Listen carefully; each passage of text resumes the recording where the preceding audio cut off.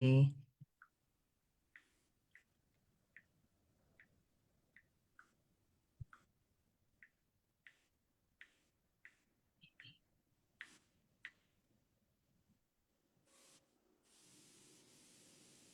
Oh, says that this was this what's meeting is being live streamed. And I okay. pressed OK. Okay, you must. I think you're good then. Yeah, Okay, so we had an AI issue in our training. 'Cause some people were basically because there were.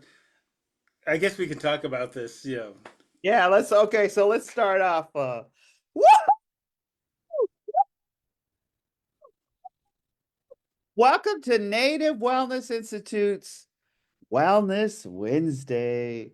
We are so excited. We are just we're beaming and energy's going out. I saw some lightning bolts coming out of Portland. I saw some lightning bolts coming out of San Francisco. So welcome, Nistu Nidaniko Makoyo Sekoyi. I come to you from Fisherman's Wharf on the San Francisco Bay Area. And we're excited because Wellness Wednesday, one of our biggest allies is all of the tribes in Africa that came to America, and we all ally with each other in America. So our topic today is about all of, the ones that came from Africa and all the tribes that were here greeting Columbus in 1492. They greeted Columbus and they actually brought Columbus gifts.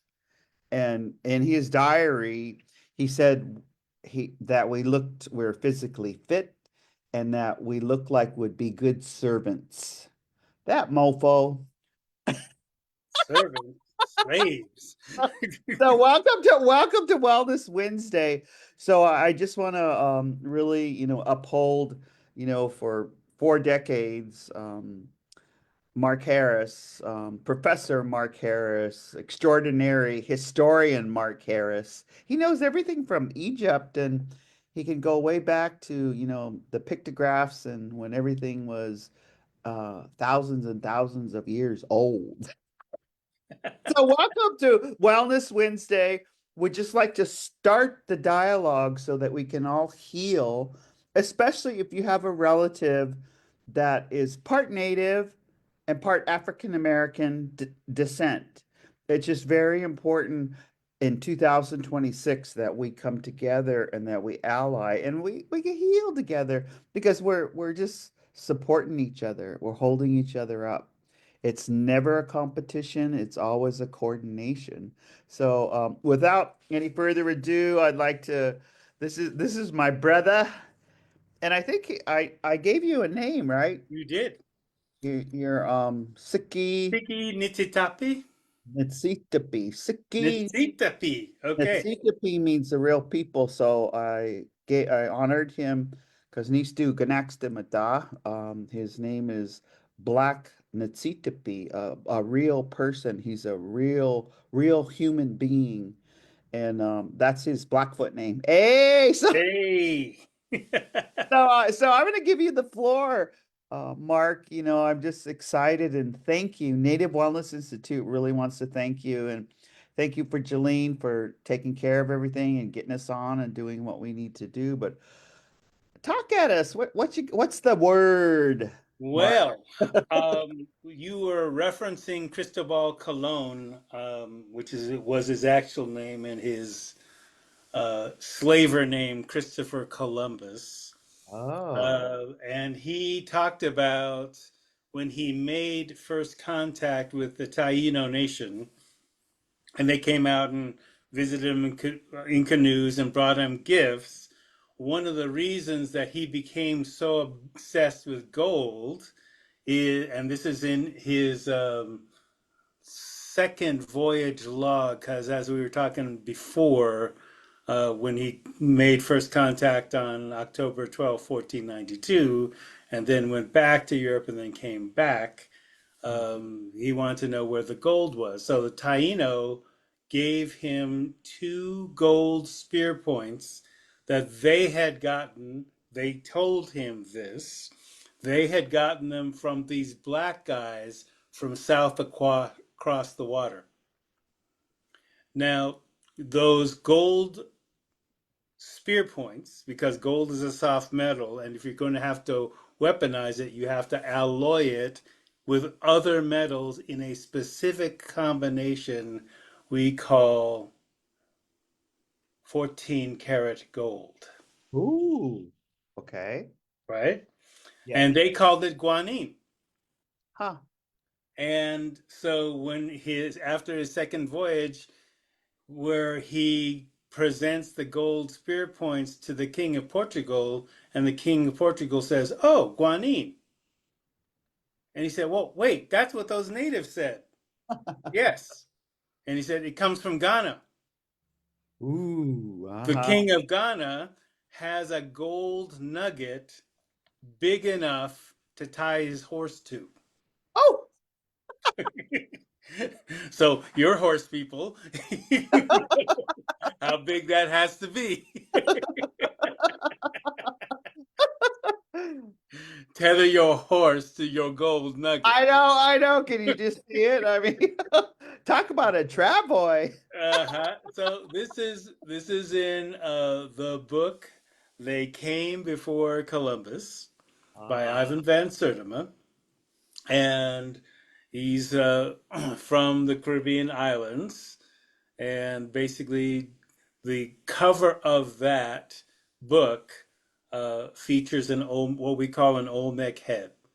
Ah. Now, Africans had been coming to Turtle Island for at least 4,000 years because the basic story is pyramid builders kick it with other pyramid builders. I And love it. there were pyramids before we got here, but we offered some technical assistance so that the pyramids would be lined on a north-south axis. Mm. Oh, Okay. Like ours were yeah. in Kemet and all the other places in Africa. So if you understand that if you can build a pyramid, you can definitely build a well, a global shipping fleet. Turtle Island, which is one of the indigenous names for this continent, in Kemet, it was called the Circuit of the World. That is the only continent on the planet that stretches unbroken from the South Pole to the North Pole. And the only way you can find that out is by sailing it. Ah. Okay, so this is before, well, I say, and I apologize a little bit for being deprecating, Okay. before Europe had an alphabet, Are which any they got from us, by the okay. way. Just saying. Because even the word alphabet, right? So in Kemet, or you know it by its Greek name, Egypt, just like you know um, Africa by its Greek name. Uh, Africa in Greek means land of the blacks. Egypt means land of the blacks. Uh, Ethiopia means land of the people with burnt faces, right? Ah. So, do we sense a theme here going here, right? No, nobody needs the tan. Nobody, Right. but everybody else trying to get a tan. Everybody else trying to get a tan, right? So, part of what the Taino, basically, when we came here, it wasn't to enslave natives.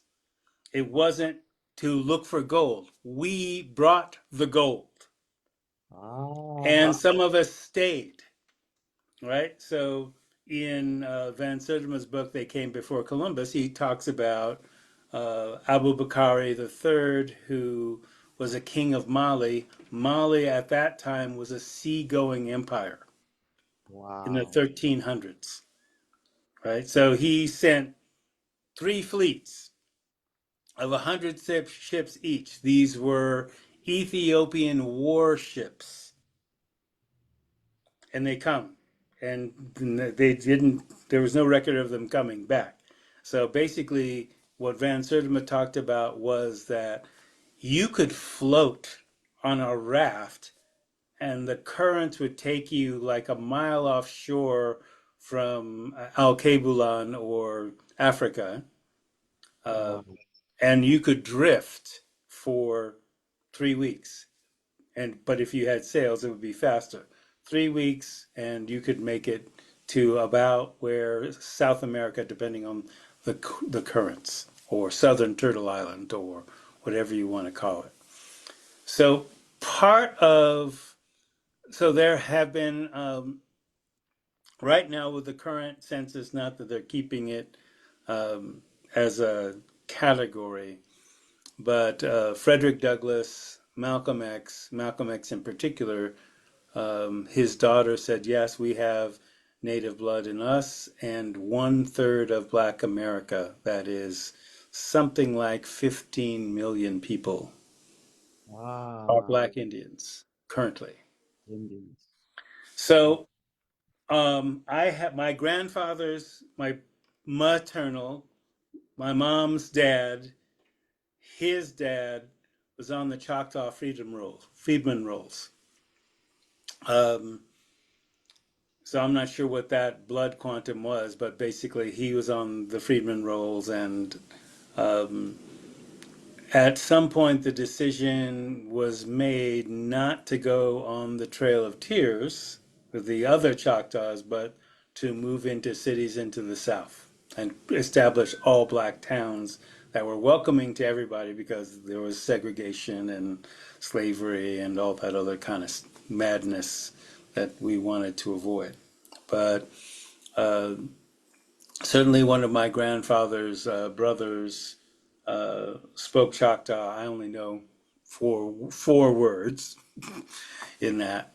But right at the moment, this week what I'm doing is working with OBIAC, which is the Oregon Black, Brown, and Indigenous Advocacy Coalition. What that is a group of addiction, harm reduction. I'm running a CRM2 certification conference. So we're all certified in addictions work, mental health work, and cultural recovery. And so many of the participants, when they were identifying themselves, talked about, yeah, I'm mixed race, I'm, Black Indian, I'm mixed with white, I'm all this, and sometimes I have, a hard time navigating that. And I said, look, basically, the second oldest recovery framework on the continent is what we refer to in English as addiction is slavery. Wow. And that's 150 years old. And the reason it's the second oldest is because the oldest is indigenous. It's the Wellbriety movement, or what's called the Wellbriety movement now, coming from the Code of Handsome Lake Yeah. in the 1700s, right? So both of those frameworks basically note that whether it's addiction is slavery, and the reason we say that um, is because there's a whole infrastructure that supported slavery. There's a whole infrastructure that supports addiction. Yeah. Yes. See, I have my Handsome Lake. This is because I'm in the San Francisco Bay Area. I have my Indian relay jacket, and the first patch I sewed on was Handsome Lake Yeah. Yeah. because Right. the brother was speaking it Mm. that we can't stagger to freedom. Yes. We Right. cannot stagger to Frederick Douglass. freedom. We cannot stagger our way to freedom, Yes, yes. because he said basically it was so many of our cultural practices have been made illegal from the United States. So I spent, as you know, 40 years in Oregon. The reason that Oregon banned free black citizens from coming to Oregon, according to a legislator of that basically wrote part of the law, and he said the reason for banning black people and remaining a free state is because black people mix with Indians. And whenever they mix with Indians, they create a mixed race of people that are quote unquote hostile to white people. Well, no, we're not hostile to white people. We're hostile to slavery. Duh. Duh. And because we're hostile to slavery, and you say you want to have a free state free of slavery, we want to help you with that. Just a little technical assistance. But no. Okay, so there was a British officer, and this is part of William Loren Katz's book, Black Indians, where a British officer said, you got to prevent those black people and the Indians from getting together because whenever they get together, it means trouble. Yeah, because we're human and we ain't supporting white supremacy in any form. Oh, wait, let's just repeat that. We do not support white supremacy Supremacy in in any any form, form. right? So this group that I've been training with, Certified Recovery Mentors 2, right? So they've committed sobriety, they committed to helping people get into recovery at all stages of recovery. And so one of the things that I had to, be honest about is, look, addiction is slavery. That's our framework. The reason is, so for example, whether it's Frederick Douglass or Malcolm X, Frederick Douglass, we could be forbidden from reading, even though we knew how to read before we were enslaved, right? So to read and slaves learning how to read is a death sentence. Yes, I Okay. remember that because they were lynching and they Yes. were hanging any African American descent because they could read. Yes, because they could read. So the other thing, just as a slight side note, because we are in Black History Month, Negro History Week, which started in the Harlem Renaissance in Harlem by Dr. Carter Woodson, this is a book, Fugitive Pedagogy. Carter Woodson trained teachers in all black schools because schools then were segregated.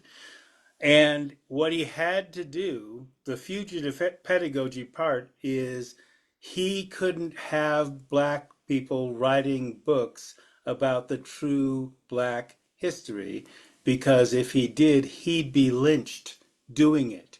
And any teacher that he recruited for celebrating Negro History Week, so it wasn't just a week, it was year round, even back then. But if you got caught with Black History books, you could be killed too. So he had people memorize the books that they read, just like in Ray Bradbury's Fahrenheit 451, where you had these communities of fugitive people that memorize word for word an entire book. That's what, And people might remember the Book of Eli. yes, the Book of Eli, where he memorized, Denzel's character memorized the Bible, among other things, and other books, right? So part of Black History Month, that was illegal. And I remember talking with my dad, Hiawatha. He has a Six Nations name, but we're Choctaw, Bijago Choctaw. So Bijago is a nation an island nation, a river nation in West Africa, run by women. Tell me And to say something about that. yeah, so the Bijago people in Guinea-Bissau, they to this day and historically, they fielded all women armies to fight and resist slavery. And women run the markets, women run, the tribal government, et cetera, to this day, right? So having feminine leadership going along with um, what Audre Lorde reported in her book, Sister Outsider, where uh, the historian Melville Herskovitz basically said in 1970, the Fawn of Dahomey, which is now known as Benin, um, had 12 kinds of marriage and 7 gender expressions. And one of the 12 kinds of marriage, where you had an all-woman army that was married to the king or queen. And this is depicted in the movie with Viola Davis, The Woman King. Yes, But yes, he was talking about 1970s Africa. yes. Okay, still having that. Gaddafi, if you remember Colonel Gaddafi, he had a whole bodyguard corps made up of women warriors. Wow. Right? Okay, so 12 kinds of marriage, so before Christianity, obviously, but continuing on to the 20th century Yes. as well. And then before I have you talk about these multiple genders, Yes. I just want to mention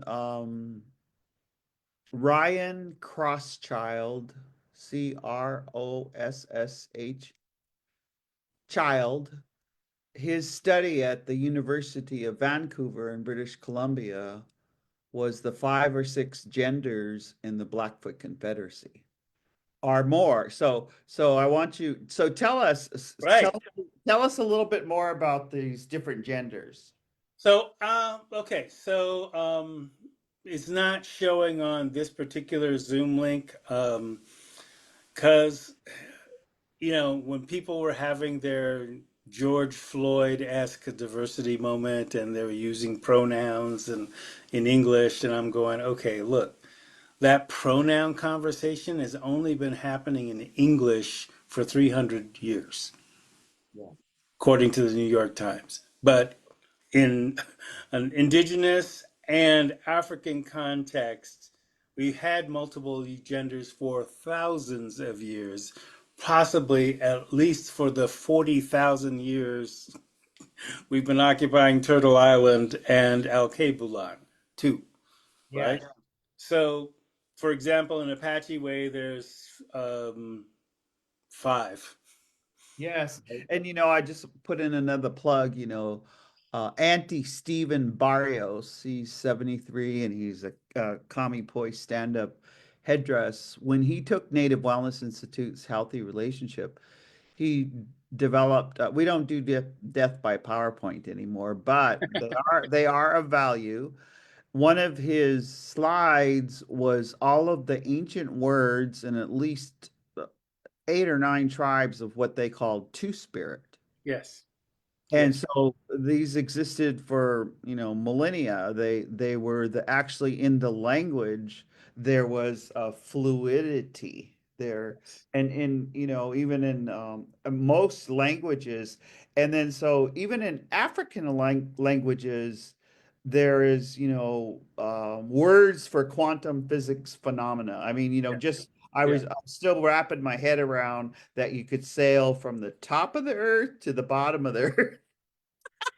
And there was Yes. words describing, just like the energy of the world. And Right. so thank you, Mark. So please continue with this So 7 genders. So I'm Choctaw. The Choctaw were neighbors of the Osage. So the Osage have, and the reason I was pointing out what's on Zoom link. So Chai is a Caneswara uh, word, which is a Brazilian tribe. Basically means companion, the other half of you.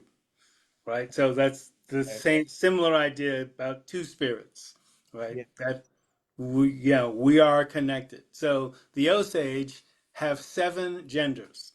So male and female heterosexual, that's 2. And then 4 where you have what we'd call in English lesbian after Sappho of Lesbos, who was a black woman that had a community of Okay. women. She was described by Plutarch as dark. What would a Greek describe as dark? They have a really good tan. Really good. Let's see. So, women who have sex with women, that's 1. Men who have sex with men, that's another. So 4. Then let's see, like a 5th gender where the female-bodied person can participate in male rites of passage, and the other one, a male-bodied person who can participate in the female rites of passage. And then the 7th, Wakandaji, not like Wakanda, but maybe close. Hey, who knows? Wakanda. Wakandaji, where it's a person translated into English as a person of mystery.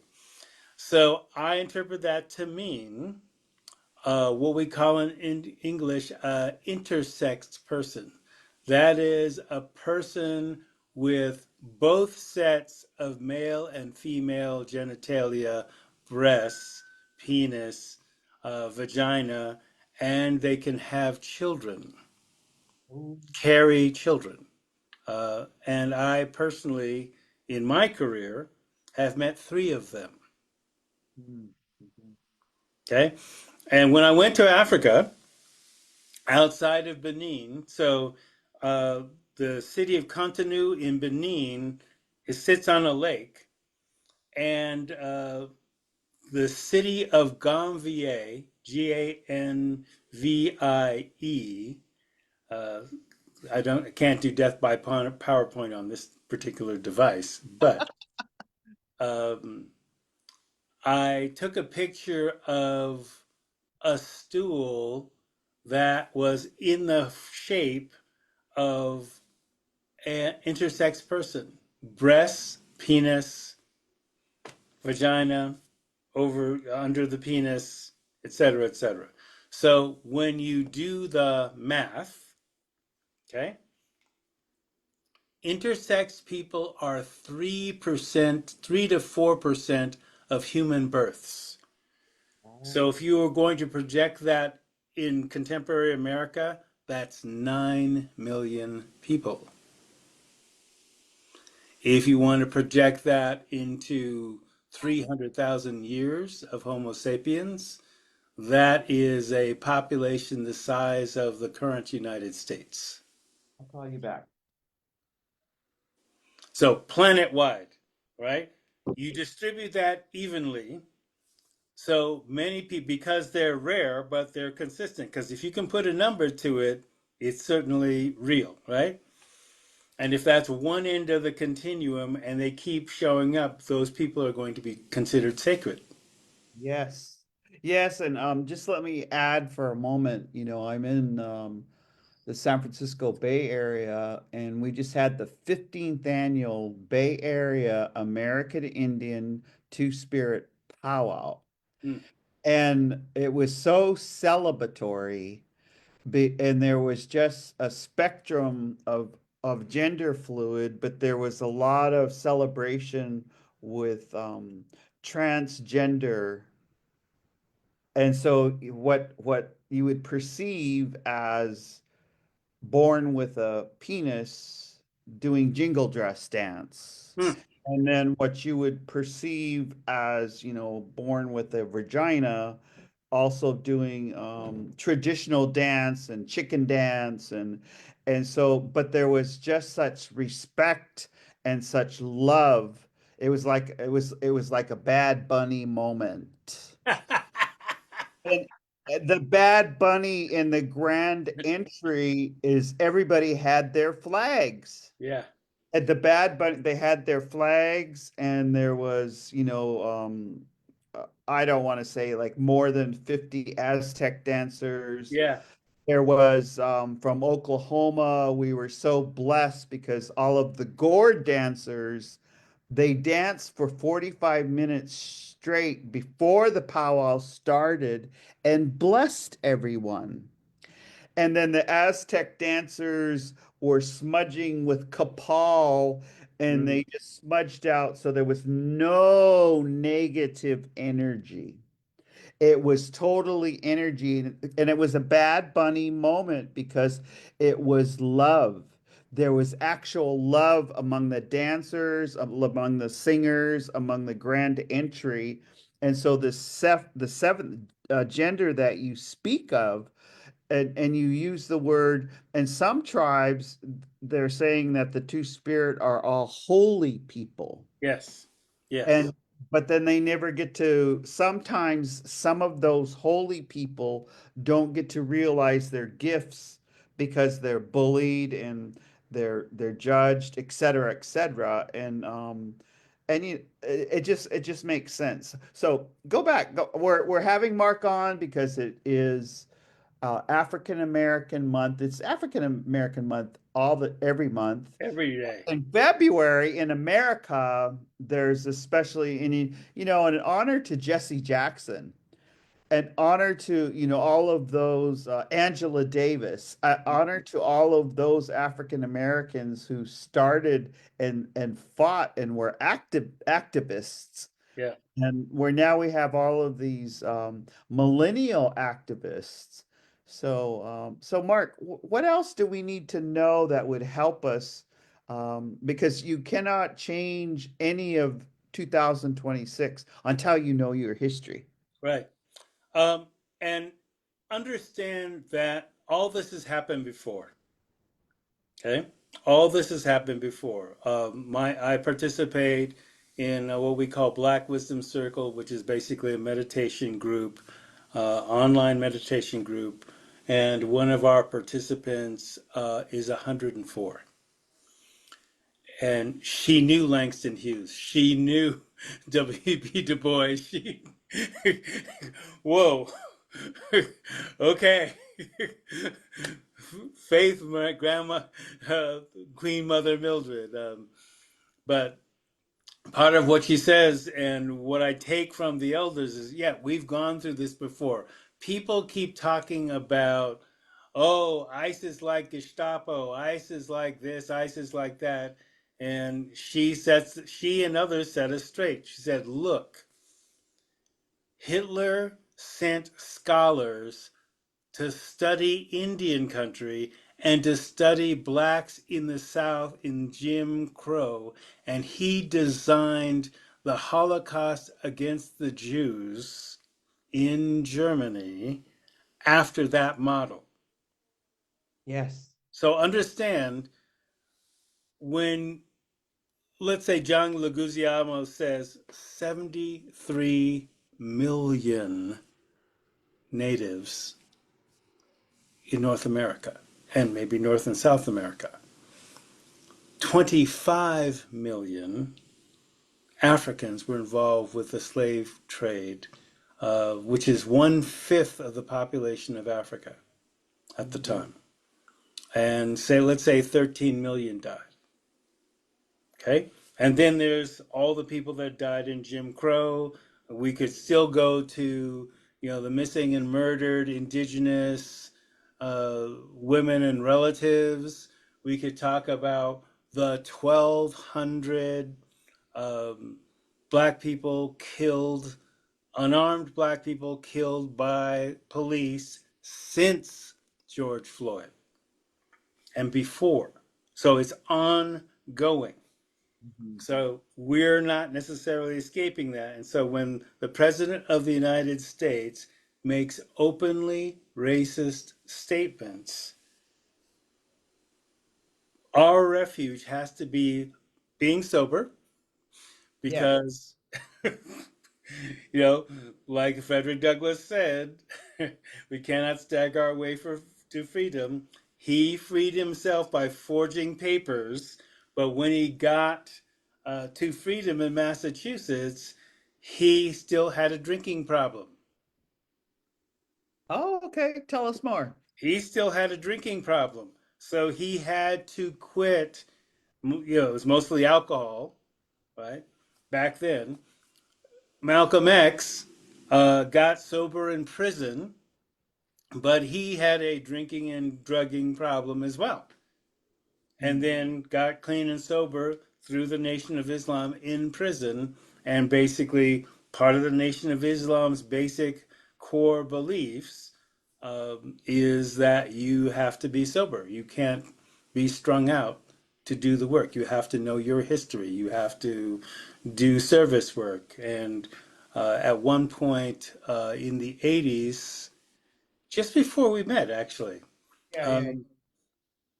um, a black Republican 12 stepper, Okay. Peter Bell from Minnesota, Okay. down the hood, down that main drag in Minneapolis. Peter Bell had the Institute on Black Chemical Abuse, and what he said was that the most effective program for getting black people off of drugs and alcohol was not the 12-step program, but the Nation of Islam.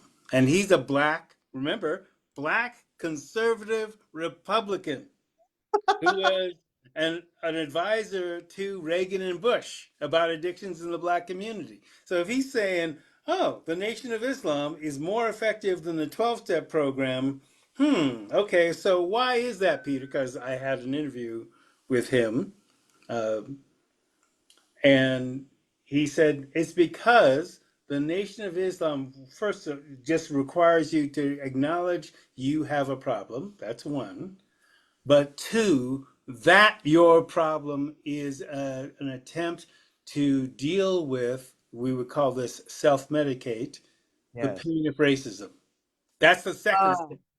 It's the pain of the racism. pain of racism, Okay. right? And so, you know, a lot of people were surprised in the training that I was doing. I said, look, racism is an addiction. It is. And the reason, you know, I and Dr. Winlock created this idea in 1994 that you have to recover from racism because it's like an addiction or a mental illness or whatever you want to think of it as, that you have to give up. Then Mark, when we the activists, in the 50s, 60s, and 70s took on that, the greatest weapon of the oppressors is the oppressed mind. Yes, Can you say something about that? yes. So part of why the addiction is slavery is an addicted population is a controlled population. Because all you can do is think about your next dose in a 24-hour period, then you can't engage in freedom struggle. Okay. You cannot free yourself. You cannot free yourself. And so just for a moment, just think, from, this beautiful dialogue around colonization, and I Yes, just say it yes, like that is yes, they come, they take away how you pray, yes, they disenfranchise your men and lock them up, yes. they take Take your away your children, children. they take your children, they take your language, they take your land, and then they just add a little fentanyl. Yes. Fentanyl today, but also methamphetamine, also alcohol. So part of what Handsome Lake was reflecting on was the government policy of flooding Indian communities with cases of whiskey Okay. in exchange for land. Now, we didn't believe in real estate to begin with because you can't own something you didn't create, and you didn't create the land, the forests, the water, the soil, right? So that, so the people that resisted the firewater, right? The chiefs, the healing women, and the medicine people, they were captured or killed, and the reservations flooded with whiskey Yes. You know, because it was even Mark, illegal. It was, even Mark, it was is very interesting because, when Abraham Lincoln and they hung the 38, yes, there was 300 there, and they intentionally picked out the holy people. yes, They picked out the 38 of the holiest people and hung them, yes, yes. lynched our holy people. Yes. All right. So they're engaged in cultural destruction and they're using alcohol to cement it. Because Wow. then, if you don't have the holy people to have your grief rituals and all you have is whiskey, what are you going to do? Okay. It's genocide. It's genocide. Genocide. And then after they leave, to the degree that they leave, I created this term called auto-genocide. That is, you do it to yourself in their absence. And auto-genocide is either substance abuse or suicide, too. Say something about that. For example, on the black side, Okay. um, we know that the longer black kids stay in largely white schools, their substance abuse goes up and their suicidality goes up too. Because it looks hopeless, because if now you ban DEI or call it that it's illegal, then that also means ethnic studies. That also means anything that is a protective factor, which includes developing a positive racial identity. A positive racial identity is core to developing sobriety and abstinence. So you can't separate them, right? And Yeah. so that's often one of the challenges of working cross culturally in Indian country, because Black Indians, we're going to talk about racism. Yes. Yeah. Sorry, not sorry. And it is. They're now, the protective factor, and that's Native Wellness Institute. The teachings of our ancestors is if that's what the protective factor is, knowing who you are. Yes. The protective factor is knowing who you came from. And if you don't know that, and that's why they take us and lock us up in the foster care system. Yes. That's the new slavery. In Canada, there are only 7.8 of the First Nations Métis of the population, but they're 52% of the system of child Mm. take and raising in non-native homes. Yes. So then, you look at that formula, and you just got to undo it. And so you use the word, I really like the word cultural recovery. Yes. And so can you say something about cultural recovery Yes. and identity, how Yeah. important it is to know who we are? A part of, let's say colonization is like the HIV virus, the AIDS virus. Okay. What the AIDS virus does is it invades the protectors in your immune system and corrupts them, right? It and then turns it into more virus. And part of that protection is memory, Ah, history, right? And so then it invades those other cells that contain the memory of everything that came before, every infection that came before, right? So cultural recovery means we need to restore the memory that was taken away, okay? And you need sobriety first or pretty soon after, right? Because a lot of people in the training, for example, because it was affinity space, it was all black, but also that included black Indians, mixed race black people as well, who didn't get any of this information. I'm saying, yeah, uh, yeah, we're not just doing this because it's Black History Month, but Black History Month is every day. But the idea is with sobriety, you need to reinforce and understand that this is war and you cannot let your guard down for an instant. Mm. Okay. And there's always a constant assault, whether it's microaggressions or, when Trump basically created that meme, or continued that meme among Republicans, because that happened also during Obama's last year in office. There was a white Republican who basically pictured Obama's face on top of a chimpanzee. Yes, I remember. Yeah. So when he basically said, "Oh well, it was a staffer," no, there ain't no staffer that has access to your account at 2 o'clock in the morning. You lying? Well, he's eating his cheeseburger from Yeah, Burger he's King. eating his cheeseburger, and he's incontinent, and he's shitting on himself, and basically wearing a diaper, and so you're sitting on your own shit at 2 o'clock in the morning, and you're just attacking us. To no end, Yeah, while denying people food, while denying people, SNAP benefits and childcare and et cetera, et cetera, et cetera, and hanging out with and raping young women, and they're trying to cover that up, but yeah. So, whatever.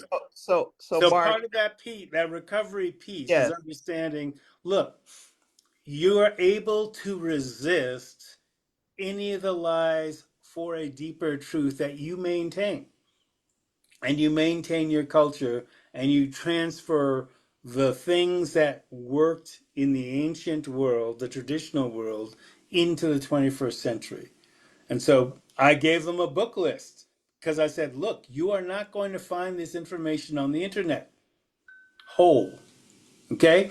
Because the internet is not the sum total of all human knowledge. This is what white people put online. And then people, like Native Wellness Institute and all the other groups of color that talk about preserving their culture.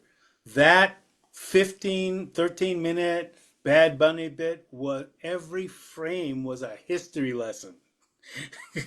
People are always speaking Spanish. Look, there were at least 3,000 languages spoken on this continent before y'all got here. There's 3,000 languages spoken in Africa now. yes, There's multiple languages spoken in Europe now. yes. So, more languages you speak, more intelligent you are. Why would you dumb yourself down for English only? Exactly. Exactly. And you think about now there's 575 tribal Yeah. in America and over a And that's thousand just federally recognized, not just not, not federally, yeah. everybody. And we're more and more being recognized. Little Shell in Montana just got recognition. And they just up where their ancestors on Hill 57 in Great Falls, Montana, they had their first powwow on top of that hill. Mm. And they're anyway, so this cultural recovery. Cultural recovery. So Yes. culture. So let's examine. This is from Molefe Asante, who is a Afrocentric historian. Okay. Okay, so he said that there's 6 aspects of culture at least. Okay, Six. so six at least. Okay. Let's just start simple. Okay. Okay, food, Okay. shelter, Okay. technology, Okay. tools, tool making, uh, then spirituality, and Okay. then life and death. You have to consider 6 things, Yes. and that's part of your culture. And Yes. then you develop language around those things, right? Yes. And so that's the central cube. So my company is called Out of the Box, which, okay, this is a central cube, 6 sides to a cube. And then there's an invisible part that's culture because these things are experienced in that way. So everybody has to answer all those different things. Yeah. So, Our reclaim it. And Yes. and can you talk about reclaiming, because that's with the 575 tribes that we're working with, and Yes. Yeah. and then the Aboriginal in Australia and the Yeah. Maori. It's Yeah. about reclaiming. So tell us something about reclaiming culture. So all of us, all those 575 tribes, the Australian Aborigines, the Africans, etc., had some kind of teaching youth, whether it's rites of passage, the transition, not only from birth, from the invisible world to birth, and then transitioning to from the visible world to the invisible world at death, becoming an ancestor or an unborn child, and in between the transition periods like puberty, marriage, going into elderhood. Say, let's say that there's four of those. You had rites of passage for each one of those states before colonization. Yes. Okay, and Yes. that helped your culture thrive. So whether it was Six Nations, and I forget Tom's last name, but from Porter, Tom Porter. Tom Porter, when Tom Yes. Porter said, "Yeah, the Haudenosaunee was formed in 1100 after a period of time when there was cannibalism and rape and all these other kinds of things. We can't blame white folks for that, but that happened before.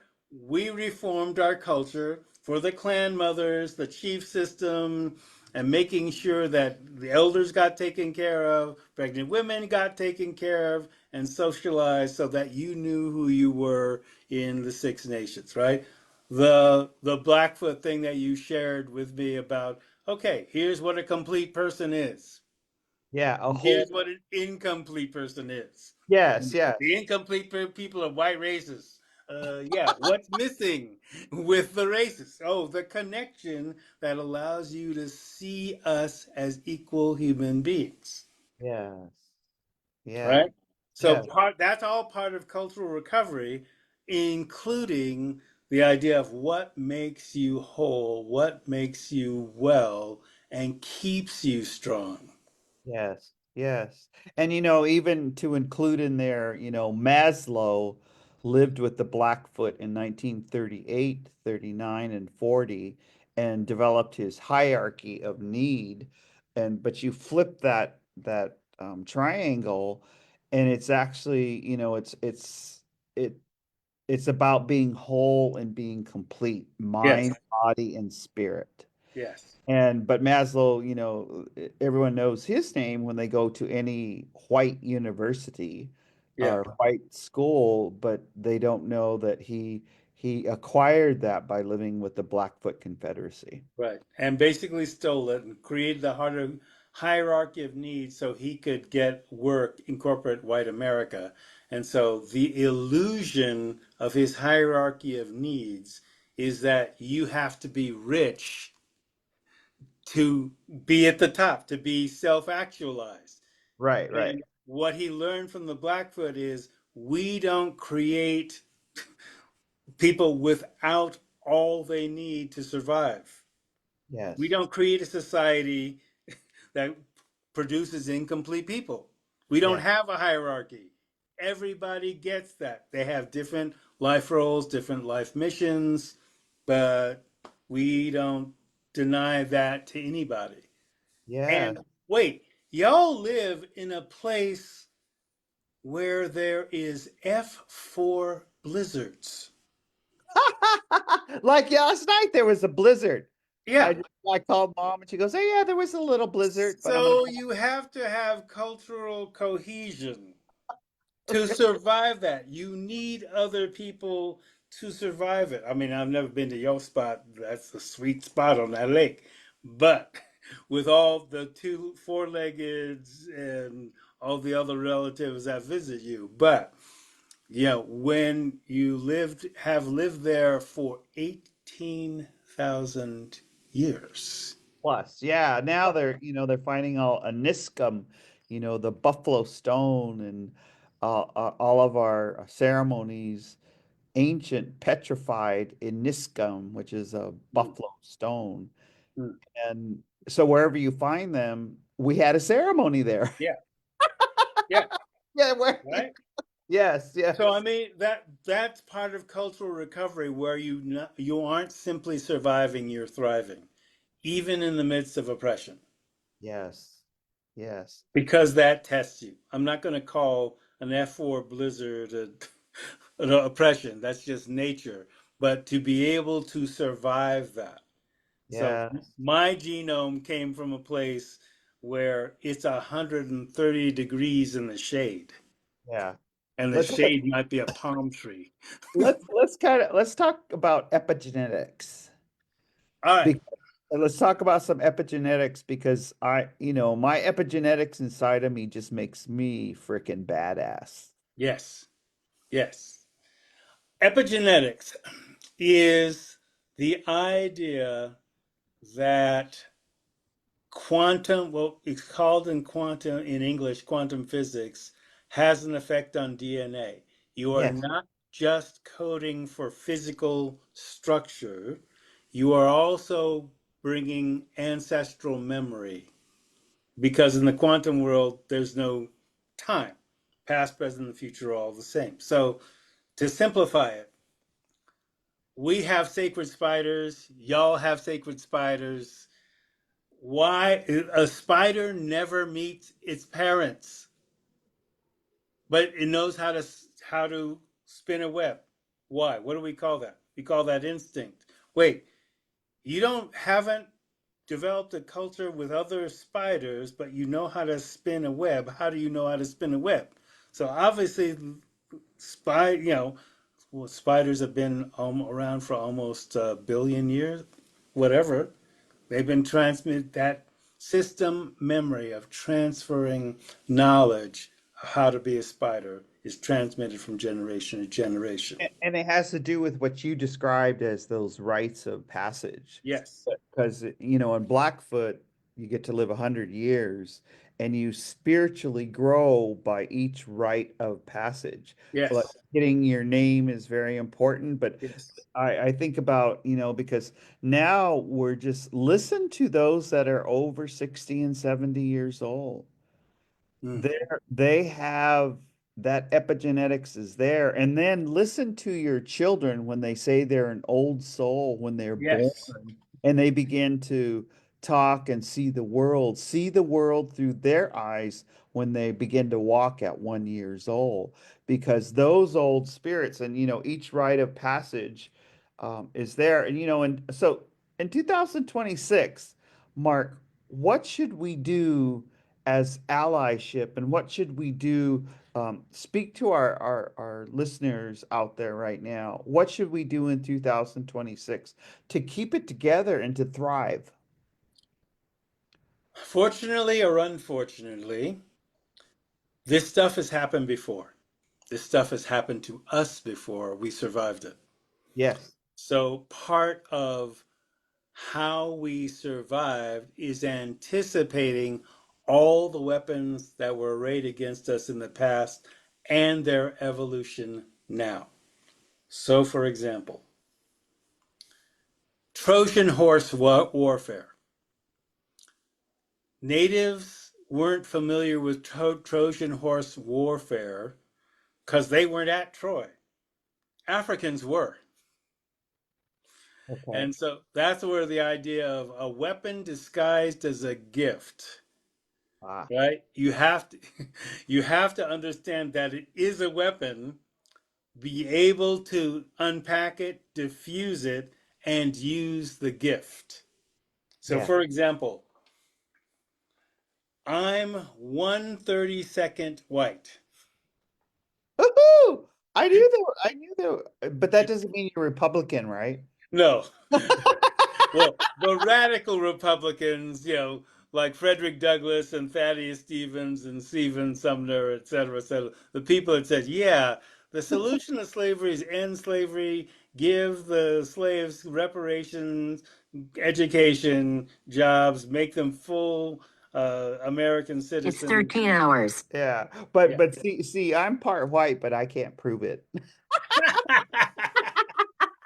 Well, the only reason I even got the 132nd is because the idea of the only white person in my genetic line was the slave master who sold or gave his daughter to my great grandfather's father.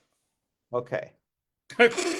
So 1/32 does not give me white privilege. Right? So, when, I'm definitely red bone. And when I went to Africa, they said, yeah, we can tell that you're mixed with Native American. Yeah, great. Uh, why are you letting the Chinese pollute your water digging for gold while you're getting a kickback and you don't have a water system, a sewage system, paved roads? And this is 2013. And I always laugh because on the res, we're always trying to fix everyone's plumbing. And and then in the Northwest Territories in Alaska, everyone keeps their outhouse because you get the plumbing it's just an Yeah. ongoing, and during the pandemic, we lost over 20,000 Dene Navajo people because they didn't have 20% didn't have running water. Yeah. Yeah. Right. And again, this is one of those things where these weapons disguised as gifts, whether it's, yeah, fractions as blood quantum. Wait, Yeah. that's a weapon. Yeah, but math is a gift. Yeah. So So you want to and be able to do that. And speaking of math, if we could do our closing statements, I'll let you, Jolene, just reminding us, it's a Maybe power a part two in hour. a Yeah. minute. So if Ooh. you could kind of wind down with your closing statement and include how, people can contact, Mark is part of our team of diversity. He's brought in on we've been training together forever. So a closing statement, Mark. Keeping yourself strong. Okay. Keeping yourself strong, or in Choctaw, you. Ah, Stay strong. okay. Don't get ready. Stay ready. Stay ready. Stay ready. And I'll add that too, we've got the Healing Together conference coming up in August Mm, with the American Indian Cancer Foundation, okay. NAFA, Al Pooley, Native Dads Network, Okay. White Bison, and Native Wellness Institute. But we've added an NIH healing because our bodies have to heal. So there'll Yeah. be body workers there, from the tip of your toe to the top of your head. So thank you, Mark. Thank you for coming on, and thank you for, we've always been doing this in the past during February, but we'll have to bring you on again because we're Native Wellness Institute, you can all register.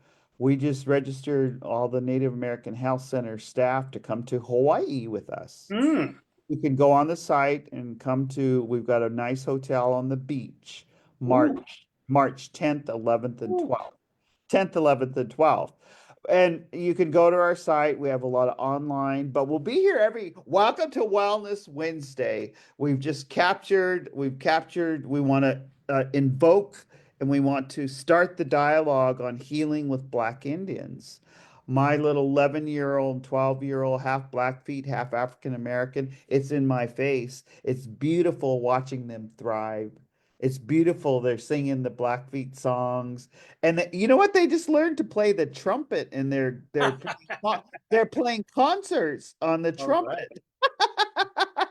trumpet. So with that, we're gonna close it down, Mark Harris and Jolene Joseph. So we'll ask Jolene tune in, and goes on YouTube. It will be there forever, and no one can erase it. No one can erase what you just heard, the correct history of African Americans and of tribal people in America.